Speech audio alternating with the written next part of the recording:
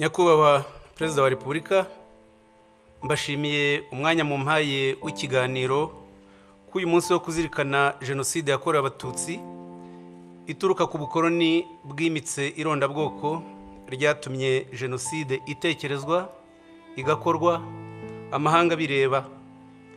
Isuzuma ry'amateka ngiye kunyuramo mu nshamake rirerekana ko nta gihugu na kimwe ku isi kimaze imyaka 109 gisenya ikindi nk'uko Ububiligi bubikorera u Rwanda kuva bwagikoloniza.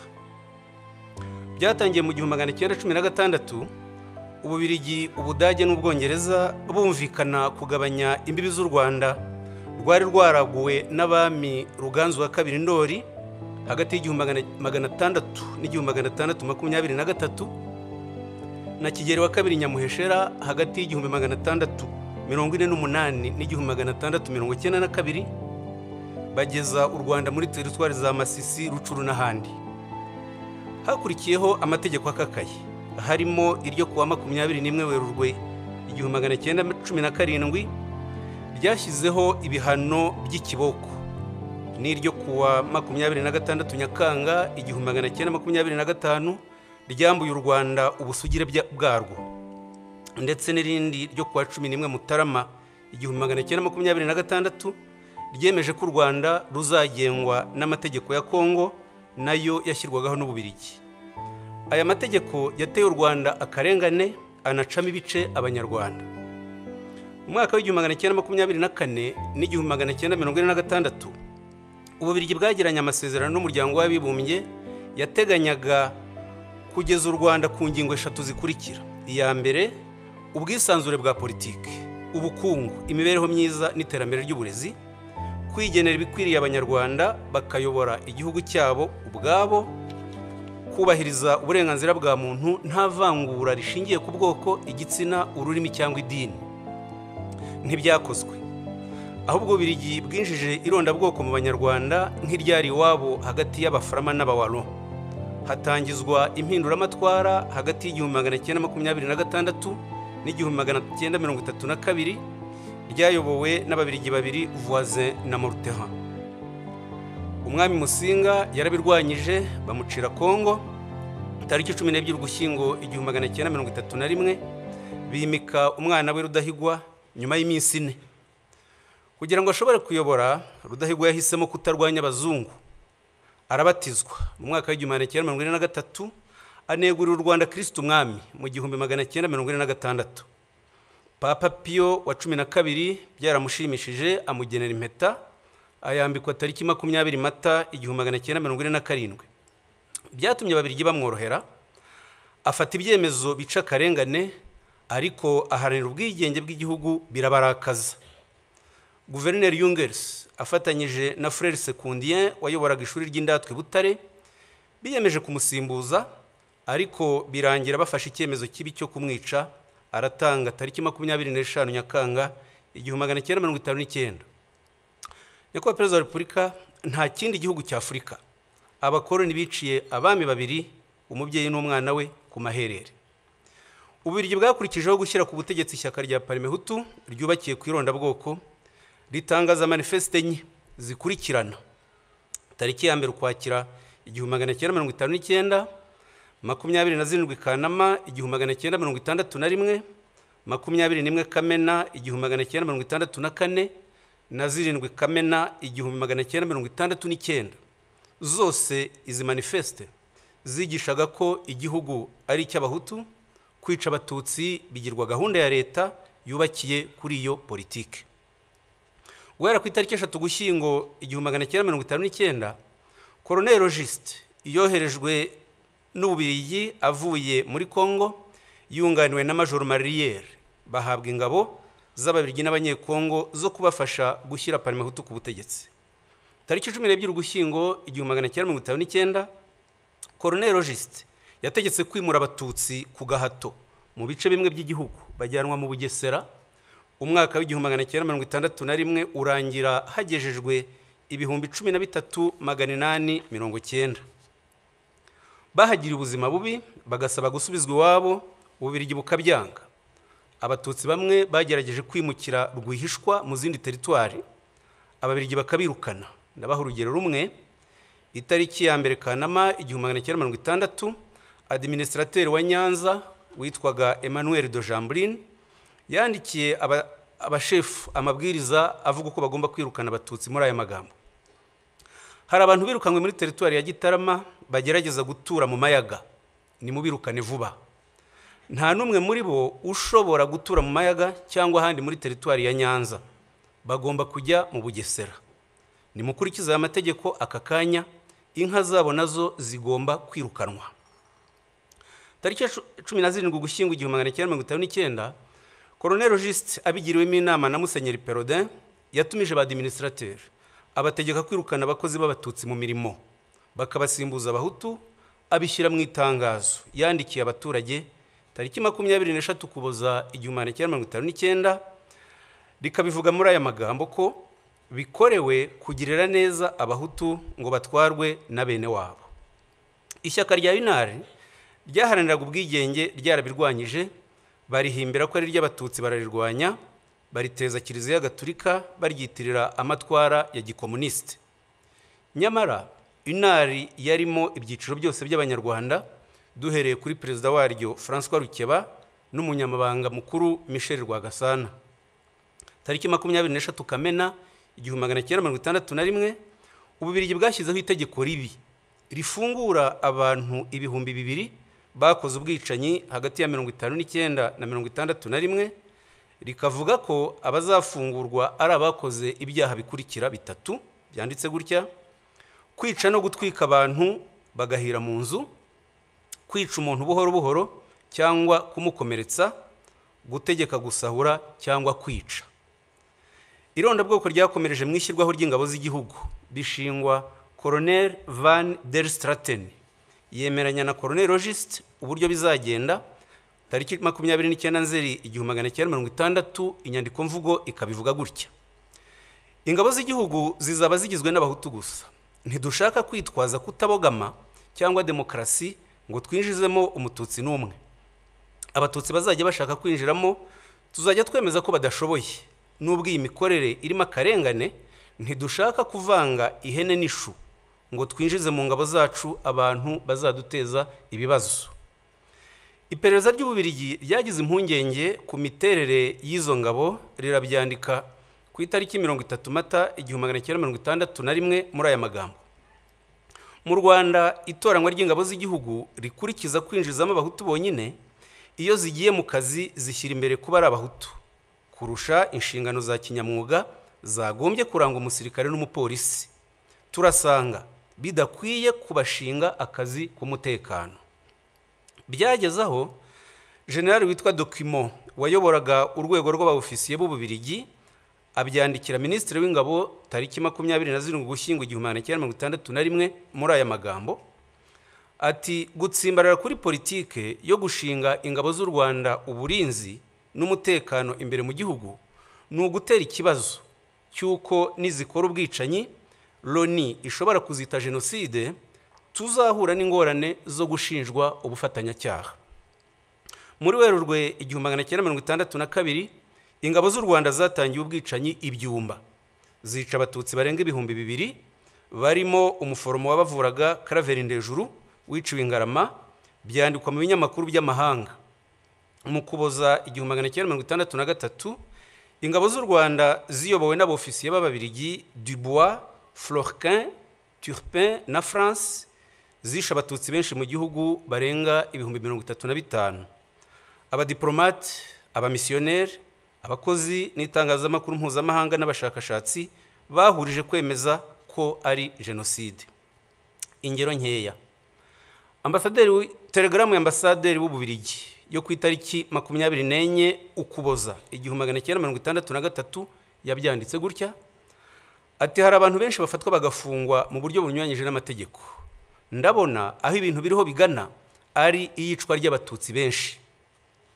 Ambasaderi w'Ubufaransa mu Rwanda Marc Barbe nawe yanditse indi telegramu tariki 4 Mutarama 1964 atanga icyegeranyo cy'abishwe muri aya magambo ati: muri Gikongoro abaturage b'abahutu biraye mu batutsi barabica batarobanuye, kugeza tariki 25 Ukuboza 1963 hamaze kwicwa abagera ku bihumbi 15. Tariki 31 Ukuboza 1963 Ambasaderi Barbe yasobanuye uko ibikorwa by'ubwicanyi byakorwaga, abyandika atya: ati ubutegetsi bwatangije ibikorwa byo kwica.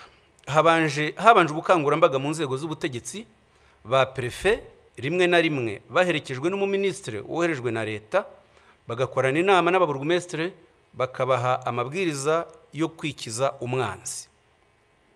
Ubwicanyi bwatangijwe ku munsi mukuru wa Noheli muri 1963, ariyo mpamvu ababurokotse babuhaye izina rya Noheli y'amaraso.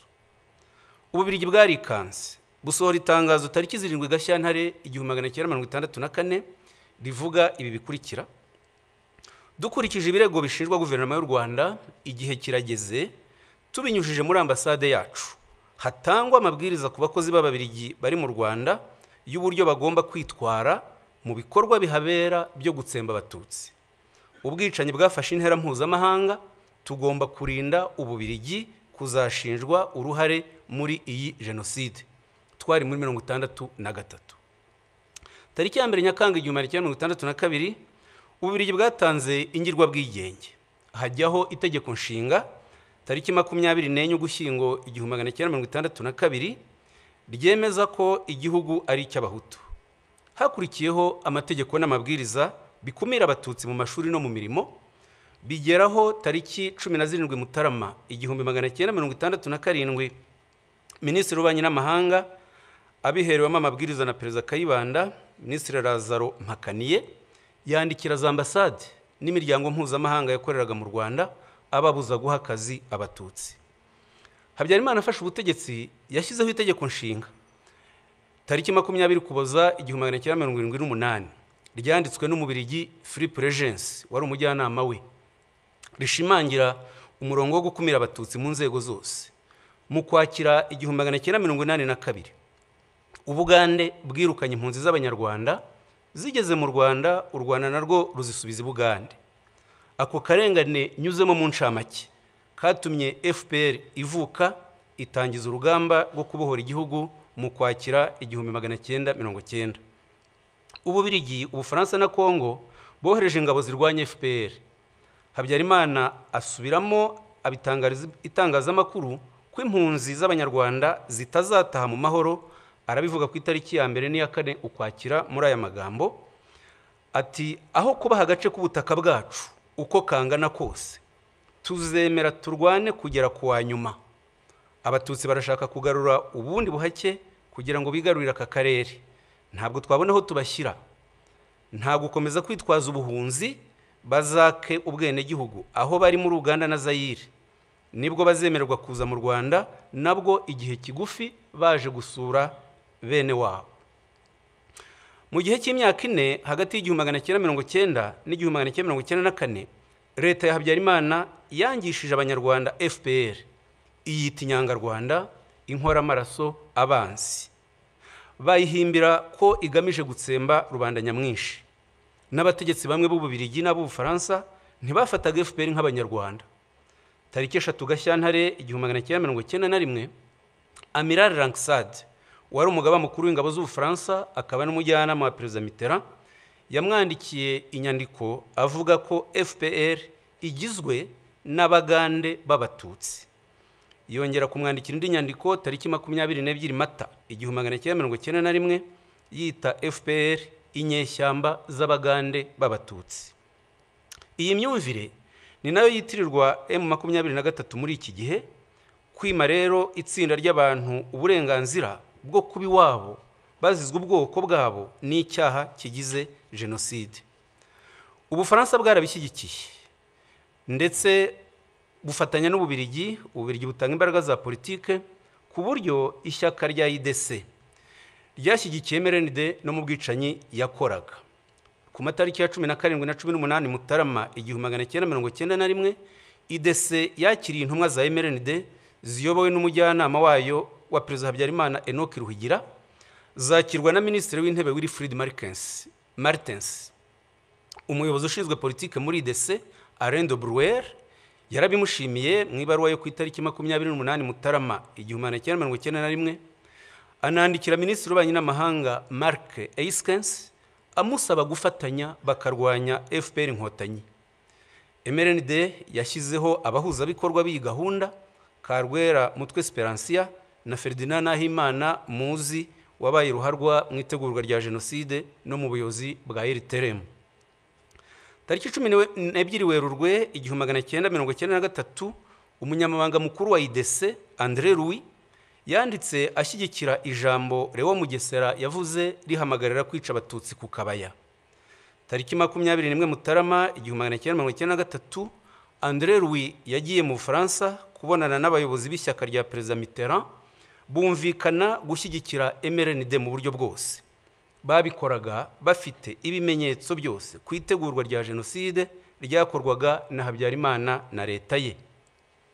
Hagati y'itariki 19 Mutarama na 11 Werurwe 1994, Lieutenant Nice wari ushinzwe iperereza mu ngabo z'Ububiligi za Minuar yanditse raporo 29 agaragaza itegurwa rya Jenoside ntibyabujije Ububiligi tariki 2 Gashyantare 1994 kwirukana umwamikazi Rosalia Gicanda wivurizagayo, arataha yicwa tariki 20 Mata 1994.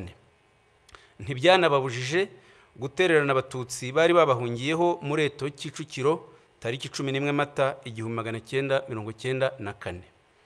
Muri Nyakanga 1994, bamwe mu badepite b'Ababiligi bakoreye ubutumwa i Goma na Bukavu, babonana na guverinoma n'ingabo zakoze Jenoside, babagira inama yo gushyiraho guverinoma ikorera mu buhungiro n'ishyaka rya politike, babishyira mu nyandiko bise ibigenga itahuka ryihuse ry'impunzi z'Abanyarwanda. Iyi nyandiko yatangajwe tariki 20 Ukwakira 1994, ikaba ariyo ikomokaho FDLR y'iki gihe ikomeje ubwicanyi mu karere ku bufatanye na leta ya Kongo n'ingabo zayo. Nyamara guhera mu mwaka w'ibihumbi 2000, umuryango w'abibumbye wafatiye FDLR ibyemezo birenga 40 bitegeka ibihugu kuyirandura burundu. Ni nayo MONUSCO yahawe inshingano yo kuyirandura, ariko ntibikora, nk'uko Minuar Yunamir muri 1993 na 1994 itabujije Jenoside mu Rwanda. Umuryango w'ibihugu by'i Burayi nawe wafashe ibyemezo byo kurandura FDLR, nk'icyo ku itariki 10 Mutarama 2008 n'itariki 8 Ukuboza 2010. N'umuryango wa Afurika yunze ubumwe wafashe ibyemezo nk'ibi, nk'icyo ku itariki 10 Mutarama 2005 mu nama y'abakuru b'ibihugu yateraniye i Libreville muri Gabon. Biratangaje rero kuba hari ibihugu muri 2025 bibeshywa n'Ububiligi bikihutira guhana u Rwanda byirengagije ibi byemezo byose n'ubufatanya bw'icyaha bwa Kongo na FDLR. Ibyo bihugu bivuga iyubahirizwa ry'amategeko mpuzamahanga, bikayarebera ku ruhande rumwe rwa Kongo, ntibite ku busugire bw'u Rwanda bwatewe kenshi na FDLR, ntibite ku karengane k'impunzi z'Abanyekongo b'Abatutsi zirukanwa na FDLR zimyaza imyaka 31 mu buhungiro. Kongo yita izo mpunzi udukingirizo, le pantin. Ni kimwe nuko hagati ya 1990 na 1994 leta ya Habyarimana n'abambari bayo bitaga FPR Inyangarwanda z'Abagande. Ni nabyo muri Nyakanga 1994 Perezida Mitterrand yagaragaje avuga ngo muri biriya bihugu Jenoside nta kintu kinini isobanuye. Kuva muri Nyakanga 1994 kugeza amagingo aya, Ububiligi nicyo gihugu cy'i Burayi gikorerwamo ipfobya rya Jenoside yakorewe Abatutsi no kugoreka amateka yayo nta nkurikizi. Nyamara nta ushobora gutinyuka guhakana Jenoside yakorewe Abayahudi ngo bimugwe amahoro, kandi Jenoside ari zimwe mu rwego rw'amategeko, ku buryo n'ibyaha byo kuzipfobya byagombye gufatwa kimwe. Ubu ngubu inyandiko zifashishwa n'amahanga mu guharabika u Rwanda zitegurwa n'abiyita impuguke z'Ababiligi zibeshya ko ziza u Rwanda, kandi nizo zagize uruhare mu kwangiza amateka y'u Rwanda, harimo kwandika itegeko nshinga ryo muri 62 na 78 n'amategeko y'irondabwoko yakoreshwaga mu Rwanda. Umwe muri zo, Philippe Regency, abyigamba ku mbuga nkoranyambaga ko bagomba guca icyo yita agasuzuguro k'u Rwanda. hariho n'ibihugu nk'Ubwongereza byinangira mu kohereza abakoze jenoside mu Rwanda no kutabacira imanza. Nyakubahwa Perezida wa Repubulika, ngana ku musozo, ubugome busenya u Rwanda bwakoreshejwe muri imyaka 31 ni bwinshi, ariko ntacyo bwadutwaye kubera ubuyobozi tubakesha bwubaka ubumwe bw'Abanyarwanda. Ijoro ribarwa riraye, tuzi urwobo mwakuyemo u Rwanda isi yarutereranye, tuzi n'aheza mu rugejeje, dufitanye namwe igihango tudashobora gutatira. Ntituzemera abasenya ubumwe bwacu n'abimika ingengabitekerezo yasubiza u Rwanda mu icuraburindi. Uburenganzira bwacu bwo kubaho twihitiyemo ibidukwiriye ni ntavogerwa. Ababikerensa ntibaduheho, babyumve batureke. Ndabashimiye Nyakubahwa Perezida wa Repubulika.